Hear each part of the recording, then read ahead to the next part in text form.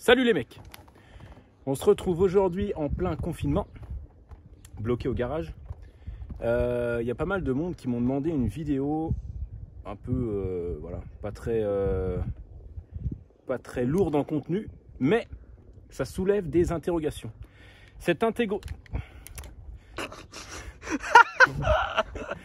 interrogation est la suivante. Qu'est-ce que c'est que ce Touareg? Qu'est-ce que c'est que ça, Dave? C'est-à-dire, depuis un an, depuis le début de TCQR, on le voit, ce Touareg là, il bouge pas. Quoi? Parle plus fort. Il bouge pas ce Touareg. Il bouge pas, ce Touareg? Alors en gros, Qu'est-ce qu'il a? je vous explique l'histoire. Moi je l'ai acheté il y a au moins 2 ans. J'ai fait un échange avec un pote à moi contre une Mini. Et en gros, quand j'ai récupéré le Touareg, il roulait mais il donnait des à-coups au moment du passage de rapport. Et en fait, je m'étais renseigné, c'est un capteur qui est sur la boîte. Et moi, je l'avais trouvé sur eBay, je sais plus à combien, mais chez VV, j'ai fait un devis chez VV, c'était 700 balles. Quand je dis VV, c'est Volkswagen. Nous, dans le jargon, on dit VV. Volkswagen. Quand je suis allé chez Das Auto, quand je suis allé chez Volkswagen, en fait, j'ai fait un diag pour savoir exactement ce qu'il avait et tout. Et ils m'ont ressorti donc ce capteur-là. Et moi, je l'avais trouvé sur eBay, je crois même à moins de 200 balles. Et eux, ils le vendaient 700. En gros, je vous fais la visite déjà extérieure. Donc, comme vous pouvez voir, il est un petit peu rayé ici, là. Un petit peu, devant. ouais. Bon, un petit peu, quoi. Un ça petit va. peu. T'es pris quoi? Une biche ou quoi? Non, c'est pas moi. Moi, j'ai vu comme ça. Ah. Il y a des jantes de Porsche Cayenne dessus. Parce que ce qu'il faut savoir, c'est que donc Porsche et Volkswagen, c'est le même groupe. Et en gros, le châssis du Touareg, c'est exactement le même que le Porsche Cayenne, la première version.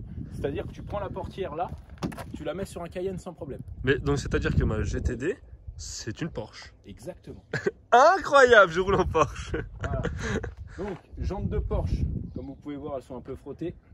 Voilà, ça arrive. Hein. Ça va être une... Non, on va pas faire Ah de non, stéréotypes. tu commences pas avec des clichés là. des clichés sexistes. Donc, à savoir que je préconise 4 pneus à changer, parce que les pneus ne sont pas... Si, ils sont morts.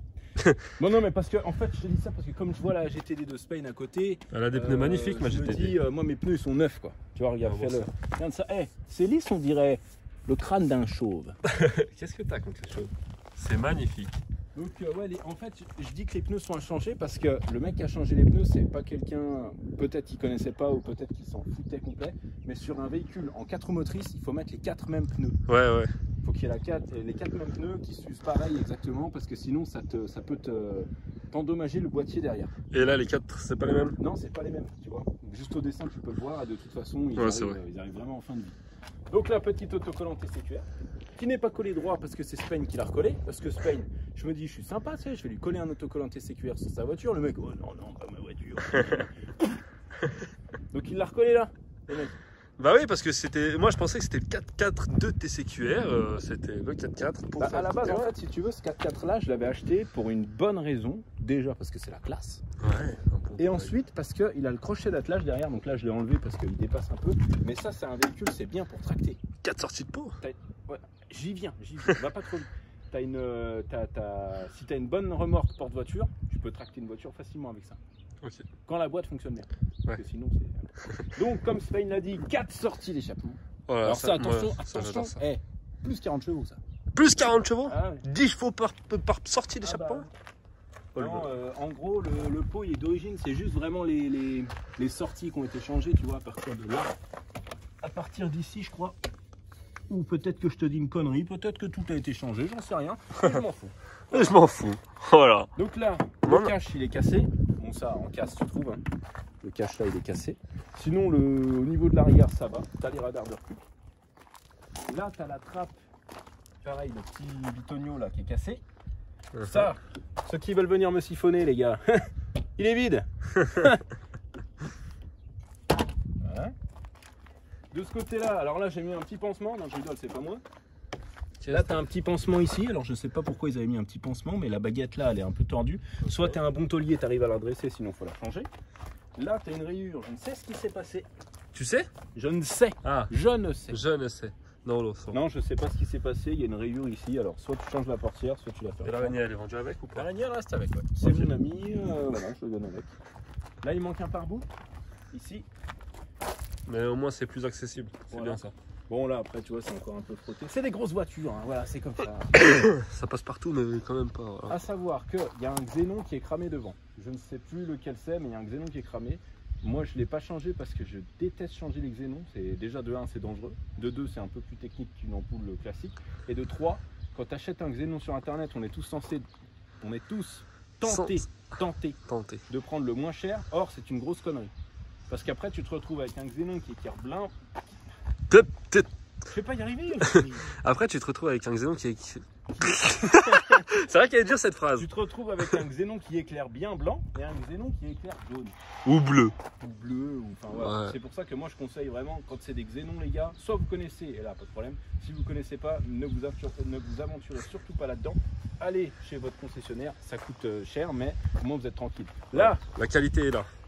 il y a un cache en plastique qui est cassé. Mon pote le coquin, je vais prêter, il avait un déménagement à faire, il est rentré dans un truc. Comment il a fait? Bah je sais plus.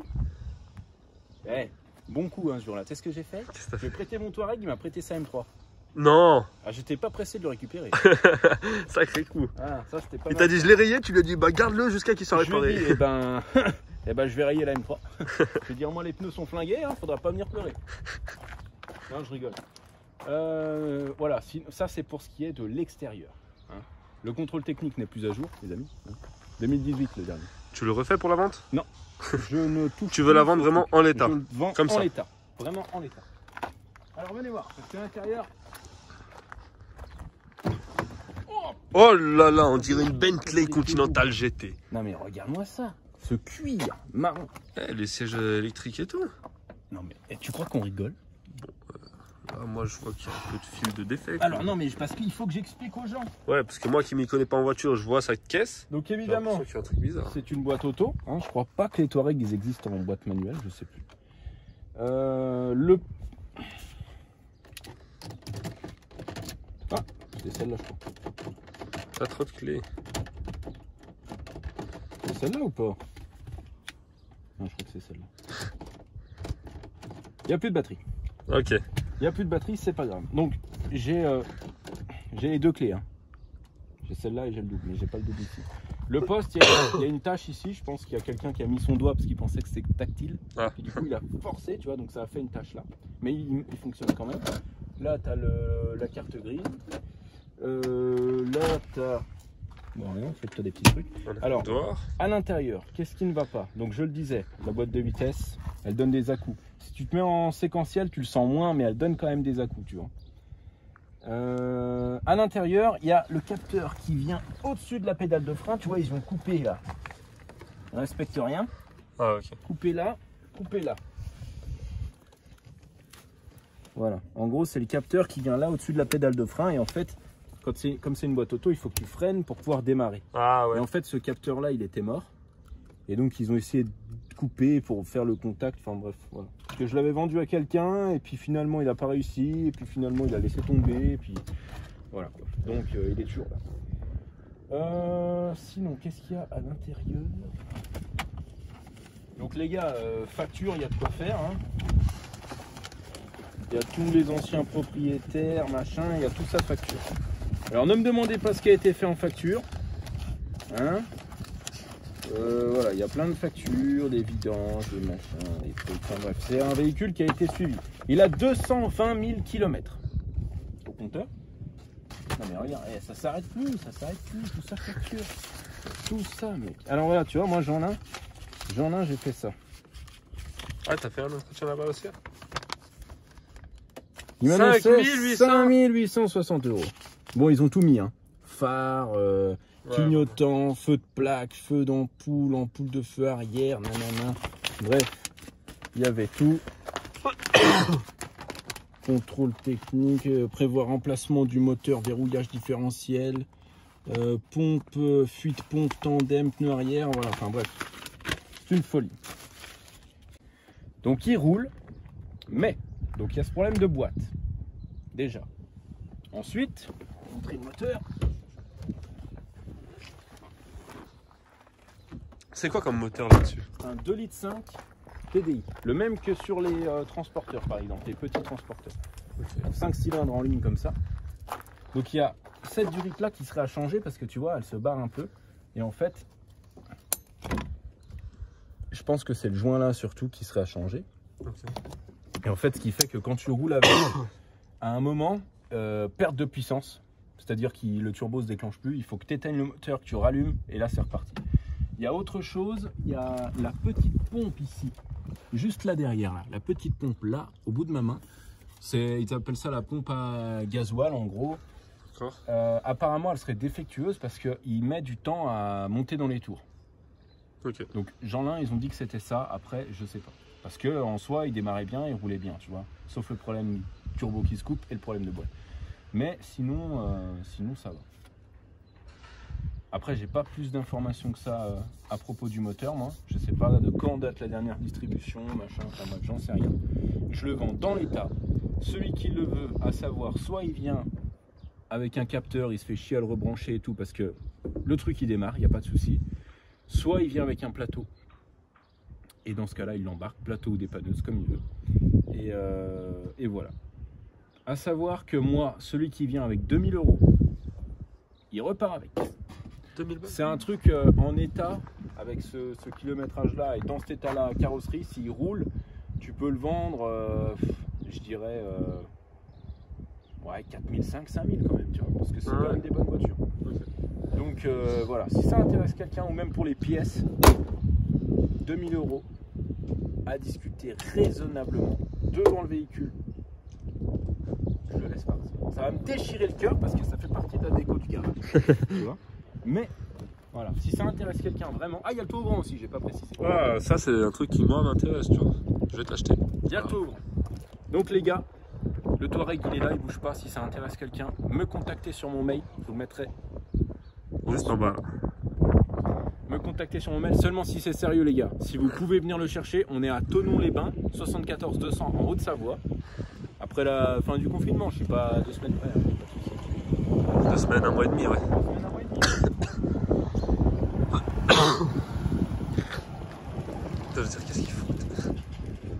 Donc si vraiment ça vous intéresse les gars, n'hésitez pas à m'envoyer un mail. Si vraiment ça vous intéresse, j'insiste vraiment sur le fait là. Ou si vous avez un échange intéressant à me proposer, pas de 50, pas de dirt, pas de moto en panne. Voilà, c'est tout. Voilà, un truc qui pas d'épave, pas de. Je me débarrasse pas d'une merde pour récupérer une merde, en gros. Voilà. Mais je préférerais vraiment le vendre. Voilà, c'est tout. On a présenté le Touareg du garage. Voilà. Les gars, j'espère que ça vous a plu. Et j'espère que ça vous a illuminé sur ce véhicule. Parce que c'est un classique. Et j'espère qu'il y a des intéressés. Voilà. Les gars, prenez soin de vous, c'est le confinement. Ne sortez pas pour rien. Sauf pour venir acheter mon Touareg. Prenez soin de vous, à très bientôt sur la chaîne.